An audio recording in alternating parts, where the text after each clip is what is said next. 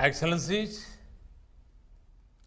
the COVID-19 pandemic has been an unprecedented disruption, and it is not yet over. Much of the world is still to be vaccinated. That is why this initiative by President Biden is timely and welcome. Excellencies, India has always seen humanity as one family. India's pharmaceutical industry has produced cost-effective diagnostic kits, drugs, medical devices, and PPE kits.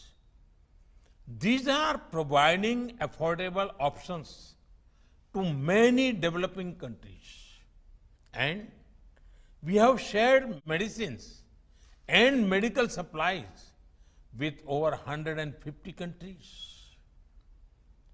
Two indigenously developed vaccines have received emergency use authorization in India, including the world's first DNA-based vaccine.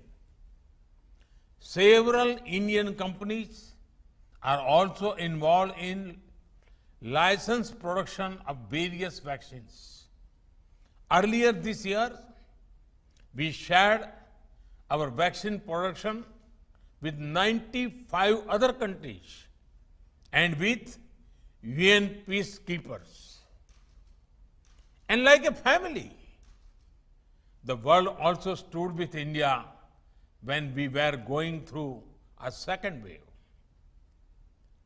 For the solidarity and support extended to India, I thank you all.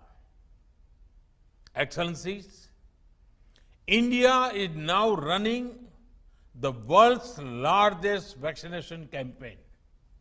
Recently, we vaccinated about 25 million people on a single day. Our grassroots level healthcare system had delivered over 800 million vaccine doses so far. Over 200 million Indians are now fully vaccinated. This has been enabled through the use of our innovative digital platform called CoWIN. In the spirit of sharing, India has made CoWIN and many other digital solutions available freely as open source software. Excellencies, as newer Indian vaccines get developed, we are also ramping up production capacity of existing vaccines. As our production increases, we will be able to resume vaccine supply to others too. For this, the supply chains of raw materials must be kept open.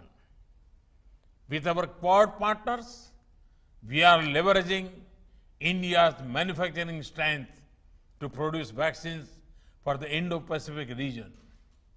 India and the South Africa have proposed a TRIPS waiver at the WTO for COVID vaccines, diagnostic and medicines. This will enable rapid scaling up of the fight against the pandemic. We also need to focus on addressing the pandemic economic effects. To that end, international travel should be made easier through mutual recognition of vaccine certificates. Excellencies, I once again endorse the objectives of this summit and President Biden's vision. India stands ready to work with the world to end the pandemic. Thank you. Thank you very much.